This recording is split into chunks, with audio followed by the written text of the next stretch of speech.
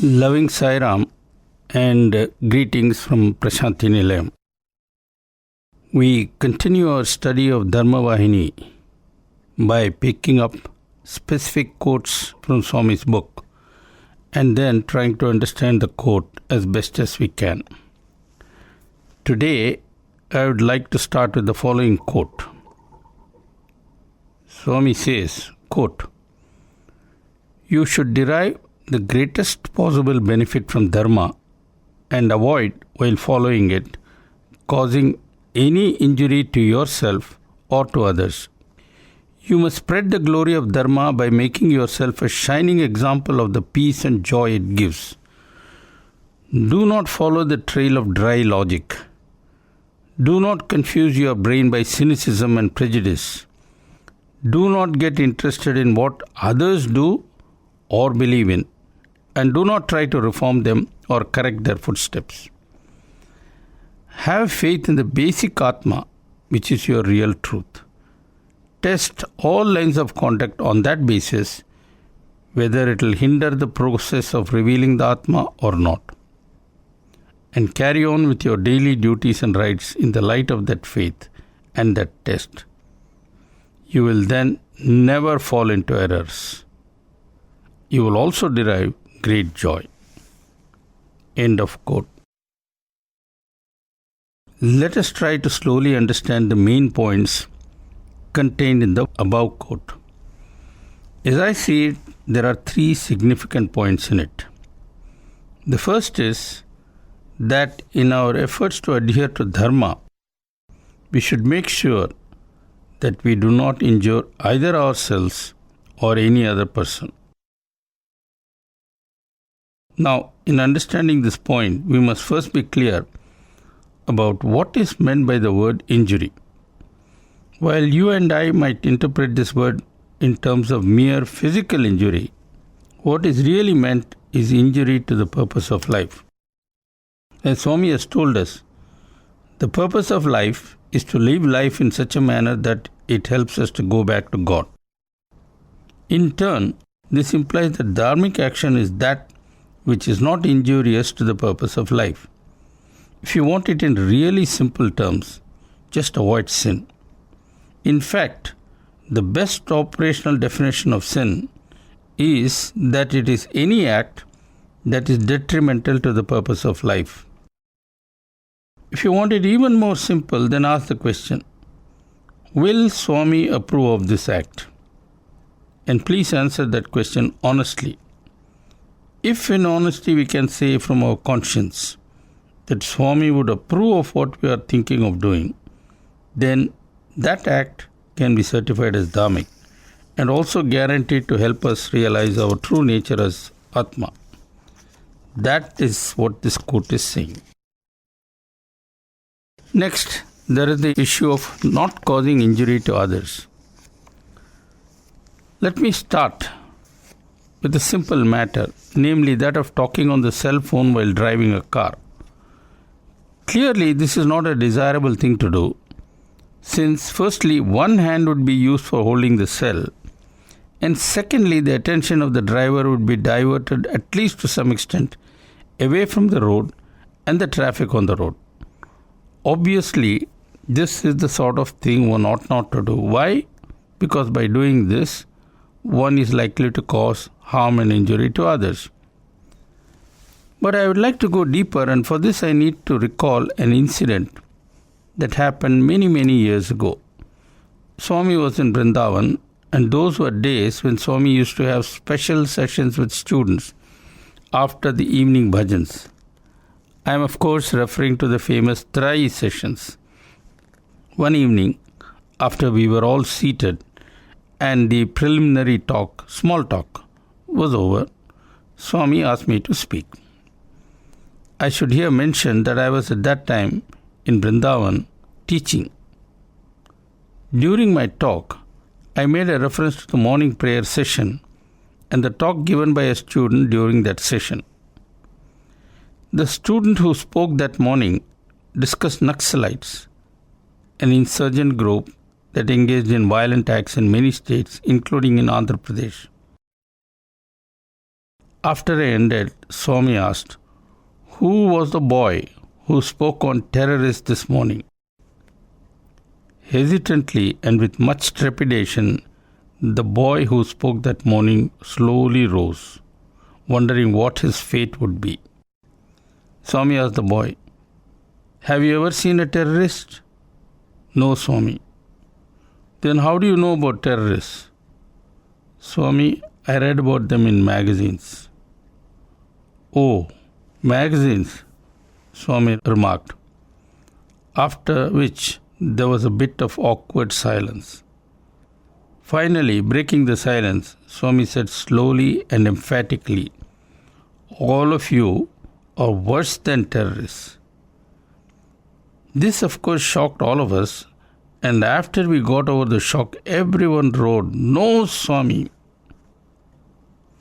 Swami then went on to define himsa or violence and said that while injuries caused to the body heal in due course of time, injuries caused to the mind take a much longer time to heal, if at all. What I am trying to drive at is that our actions should not merely avoid physical injury to others, but also mental injuries. Swami stressed repeatedly and emphatically that causing injury to the mind was far worse than causing bodily injury. At this point, I would like to respond to a listener who has been kind enough to react to this series. He wrote a letter to us recently making a reference to my comments relating to the depiction by a certain artist of Hindu goddesses, paintings in which the goddesses did not have many clothes. The writer also referred to the defense of this kind of artwork by intellectuals of various hues. Apparently, one intellectual observed that if enlightened Hindu emperors of the past financed sculptors to make and put up statues of a similar nature in temples built by them, what is so wrong about portraying the goddesses in the same manner on canvas? Well, to me this looks like saying that two wrongs make a right. Actually, we do not know why the kings of the past did certain things, and whether they just had their way because they were authoritarian or because they were least bothered. Maybe the sculptor prepared a sculpture and simply put it there and the king did not worry too much about it. My point is, just because something happened, and that too in pretty feudal times, how are we to assume that it had public sanction? Are we not supposed to have evolved since those utterly feudal days? My suggestion to the listener is not to get involved in such debates. There are many such issues where all the intellectuals are more concerned about their so-called freedom, which is being pushed a bit too much, I think, than about the social consequences of their claims. Things have come to such a stage where the self-declared liberated and enlightened people say, "We shall decide what is right and what is wrong, what is offensive and what is not. We are highly educated and sensitive and know pretty well what is good for society." I agree, not all of them say so in such a blunt or abrasive manner, but an increasing number of them are beginning to do so. I find it's not useful to argue with people whose mind is already made up. Swami also says the same many times. And so it is best for all of us to stay away from such people, or at least avoid discussion of such matters. That said, I must state that there is a curious double standard where the opinions of these so-called liberals are concerned. They claim all sorts of freedom of expression. But you know what? In many countries of Europe, the same freedom of expression is not allowed in certain matters. With the cautionary remark that I am not taking any sides but merely commenting on double standards, I now wish to point out that in many countries of Europe, it is a crime to deny the Holocaust. I am sure you know what the Holocaust is. That is the word that is used to describe Hitler's mass massacre of 6 million Jews and nearly 1 million gypsies. I am second to none in my denunciation of the Holocaust and would certainly regard any denial of it as a horrible negation of truth. However, if freedom of expression is the issue, then how come certain things are permitted in the name of freedom? In the name of this freedom, even though large numbers of people would be hurt, while other things that are equally offensive are prohibited. Yes, if Holocaust is rubbish, it would certainly hurt millions. So ban such denials, fine. But if certain artists draw cartoons that hurt the sentiments of millions elsewhere, why permit that in the name of freedom of expression or whatever? Borrowing from Shylock, cannot one ask, does not a Muslim or a Hindu or a Sikh for that matter have feelings?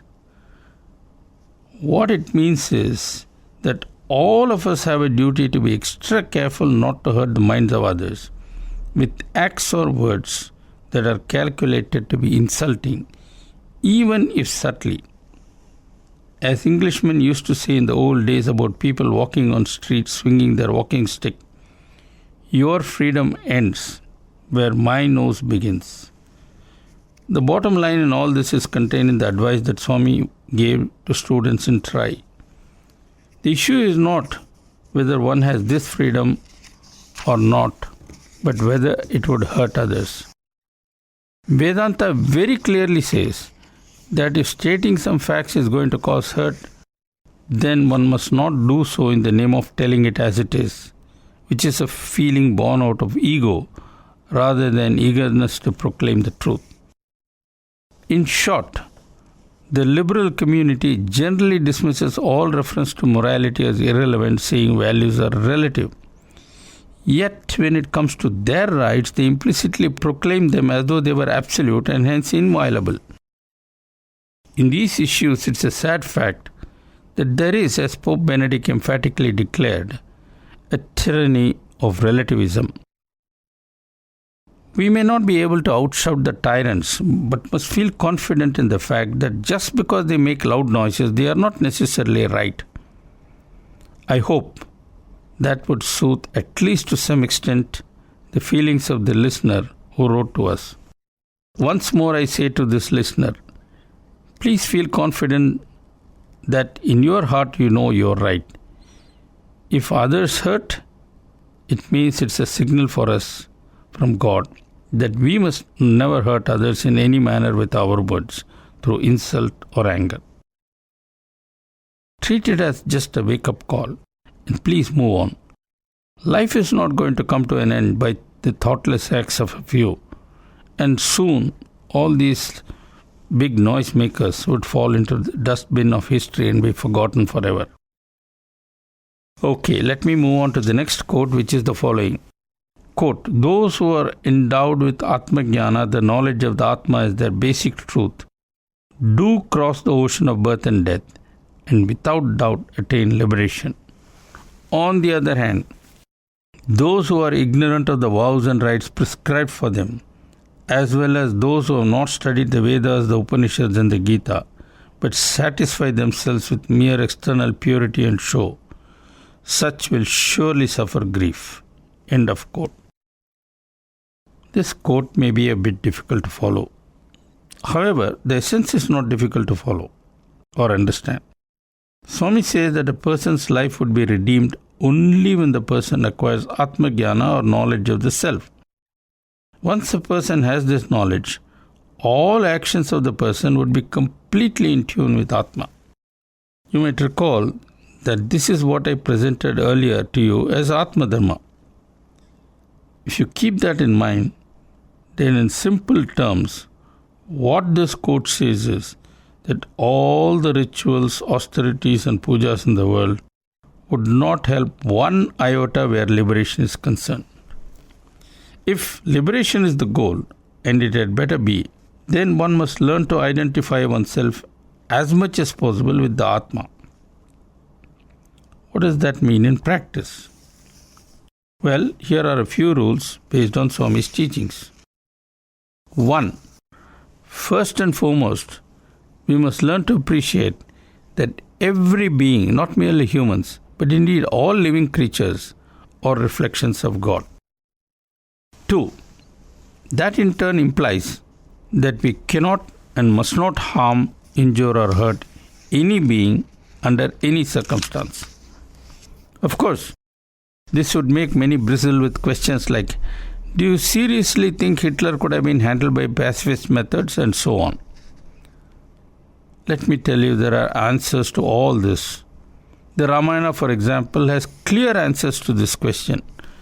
Unfortunately, I cannot go into those details here, for that would take me too far away from my present objective. But I do urge you to make some time for reading the Ramayana and exploring it. 3. Once one sees the Atma in all, many mindsets that we currently tend to have would cease to be relevant. For example, many problems of today arise due to what Swami calls the mine and thine feelings. For a person with Atma Bhavam, these considerations would be totally irrelevant. 4. Once one rises to the level of Atma Bhavam, the actions of that person cease to be driven by selfish motive. As a result, anger, jealousy, hatred, etc. would never drive actions, and that makes a big change. Once again, I repeat, in parenthesis, that the time has come for all of us to do an intensive study of the Ramayana, seeking answers relating to the practical observance of Atma Dharma. Why? Because Rama provides through his various actions practical examples at various levels, as a son, as a brother, as a husband, as a friend, as a ruler, and so on. Okay, now let me move on to the next quote, which is as follows. Quote, the person who is free from all desire, who has not even the slightest inclination to possess or enjoy the sensory world, who has no trace of egoism or possessiveness, who is ever in the bliss of Brahman, is far from any tinge of sorrow and is established in supreme joy and peace. At least in his last moments, if a man is fixed in the knowledge of his basic nature, which is Brahman, he can successfully merge in that beyond doubt. End of quote. Now, I picked this quote for a very specific reason. Before I get on to explaining that, I would first like to draw attention to the fact that Swami is stressing the need to rise above desires and achieve perfect equanimity. This would help a person to be in a state of bliss, which implies that the person can feel one with God all the time, even while alive. However, most people would complain that this is asking for too much. That is to say, all this is far, far beyond ordinary mortals. They might even argue that God is setting the bar too high. And is that really fair?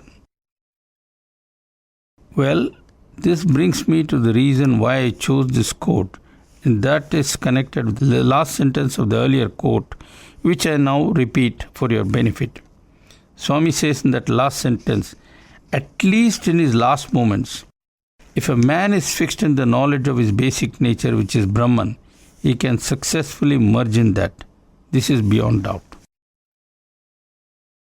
This is something that Swami first pointed out to Arjuna while teaching him the Gita. What does this quote say?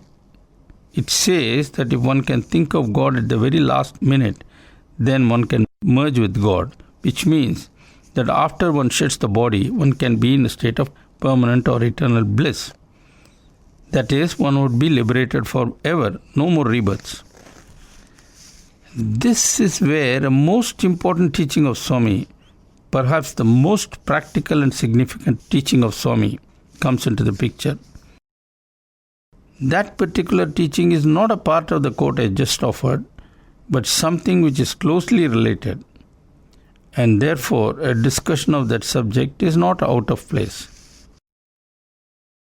Swami says, all it needs is to think of God in the very last second of our life. If somehow we can manage that, we are home for free, almost. But there is a catch. And that catch, says Swami, is that one cannot suddenly think of God at the very last moment when one hardly thought of God during one's life. To make his point, Swami tells a humorous story.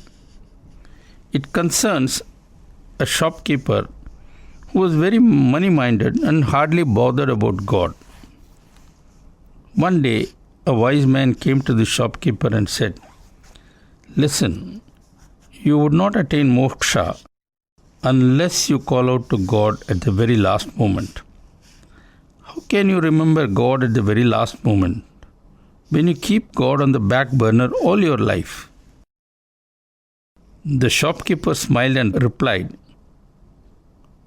"O wise man, I am smarter than you think. I have named my sons Rama, Krishna and Govinda. And do you know why? Because when I am on the deathbed, I would call out to them. Their names are the same as the name of God.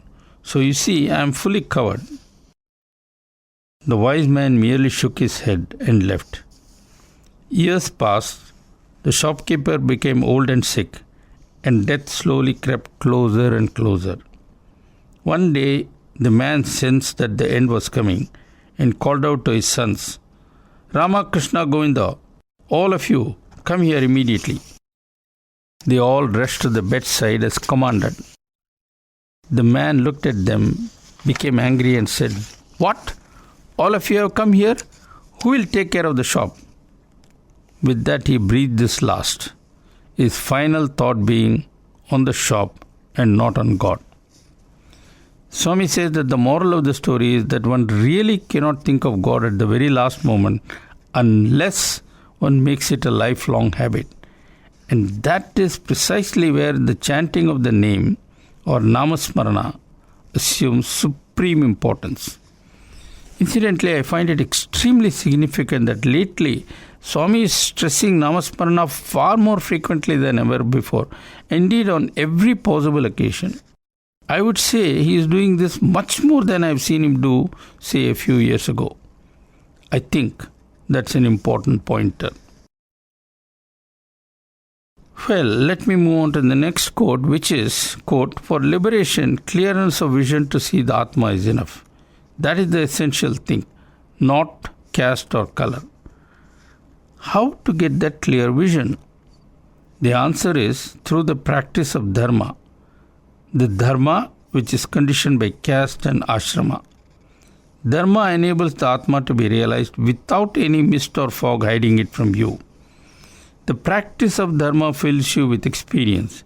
Through that experience, truth is established. The truth reveals itself clearly and the vision grants liberation. Persons who are free from such inner encumbrances hiding the Atma may belong to any caste or ashrama. That does not matter, but they do attain liberation. This antakarana suddhi is what Shastras extol when they speak of salvation. End of quote. I don't know how much of that quote you grasp, but basically what Swami is saying is that dharma is the stepping stone for becoming one with the Atma. How does this happen? Swami says, when one stays tuned to dharma all the time, it leads to a perfect harmony of thought, word and deed, or trikarana suddhi. This triple harmony is indicative of internal cleanliness, which is referred to by Swami as antakarana suddhi.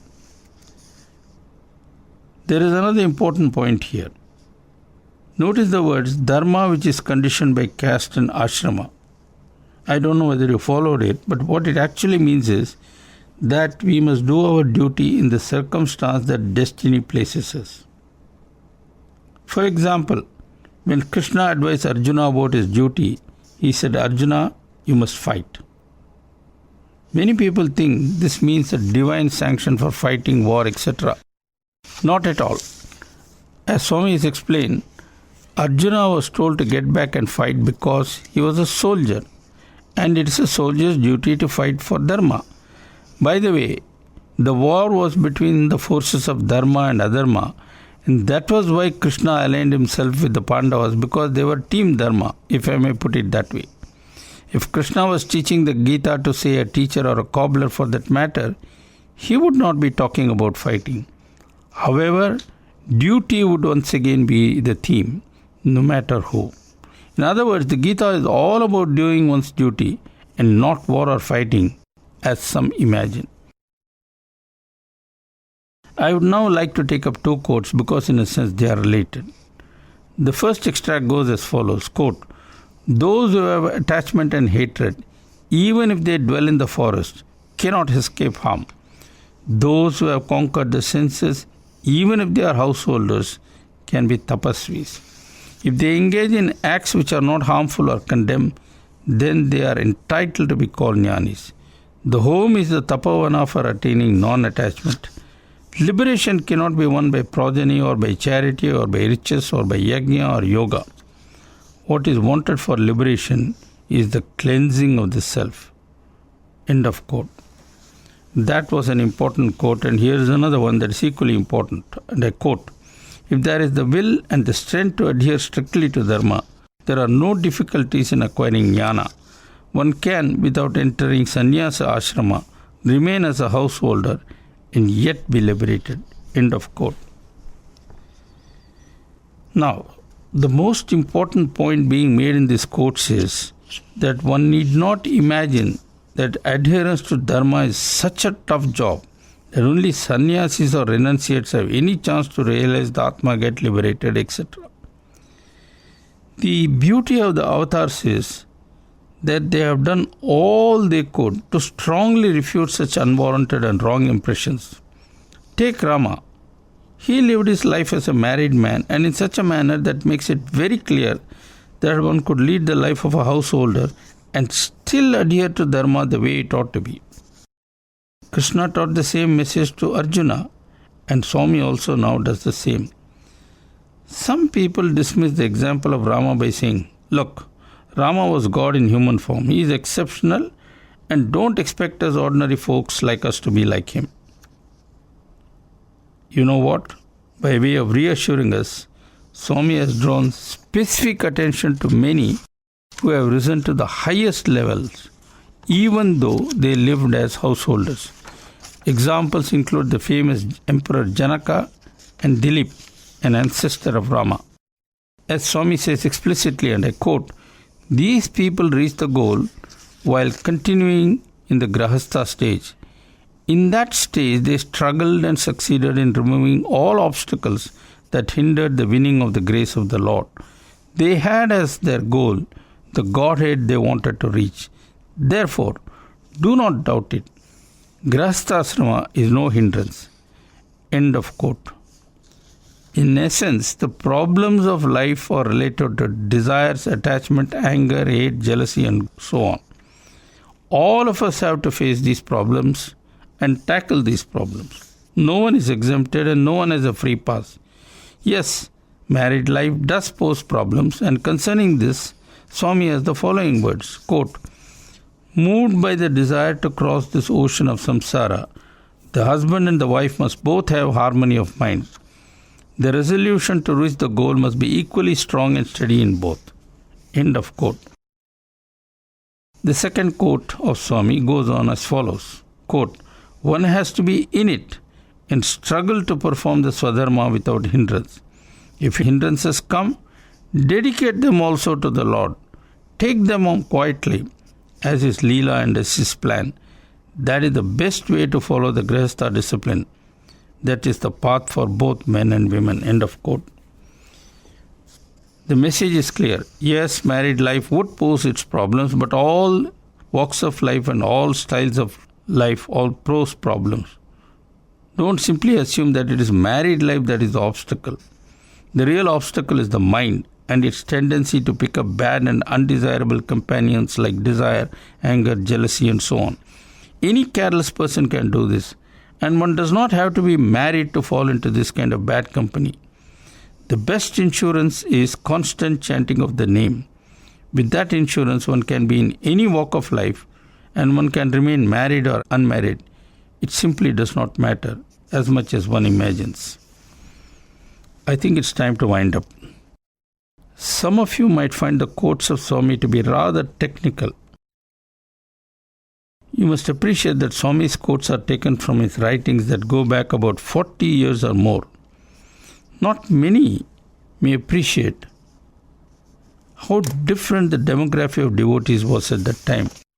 Not only were a high percentage of devotees quite familiar with the basics of the Vedas and the epics, but also with Sanskrit words like Grihastha, Ashrama Dharma, etc., which is why one finds a liberal sprinkling of such concepts and phrases.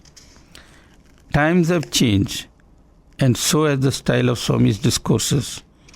They are no longer as traditional as they once were. Of course, the message remains the same. That obviously cannot change. However, the style of how it is conveyed has been adapted to changing times. All I am saying, especially to younger persons listening to this broadcast, is please do not be frightened by the words you hear.